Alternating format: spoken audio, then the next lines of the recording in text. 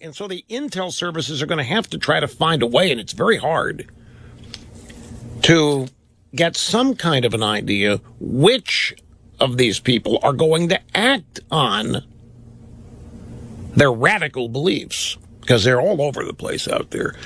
Audio soundbite from Stephen Harper, who is the Canadian Prime Minister, speaking about yesterday's shootings. Be very remiss if I did not conclude in acknowledging specifically the work of the security forces here on Parliament and the great work of our Sergeant-at-Arms. I don't know. I have to say this. Whether it's Benjamin Netanyahu or whether it is Cameron in the UK, whether it's Stephen Harper, you hear these other leaders.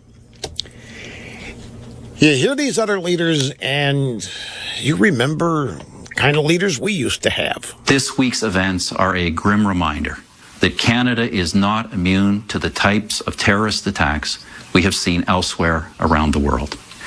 We are also reminded that attacks on our security personnel and on our institutions of governance are, by their very nature, attacks on our country, on our values, on our society, on us Canadians, as a free and democratic people who embrace human dignity for all. But let there be no misunderstanding. We will not be intimidated.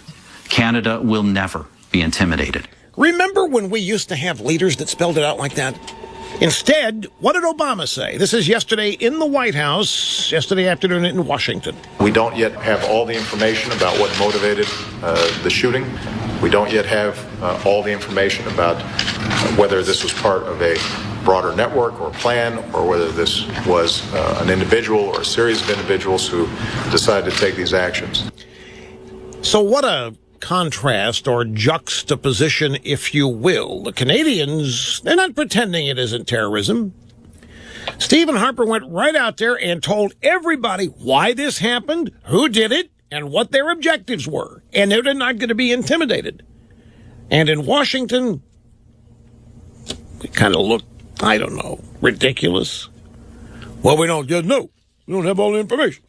What happened? Workplace violence. Well, it was workplace. Well, we don't know. We're waiting to find out. Meanwhile, the Canadian Prime Minister had already spelled it out. Political correctness on parade there in the White House. Can't offend any of the wrong groups. Your news. New York's new 710 WOR.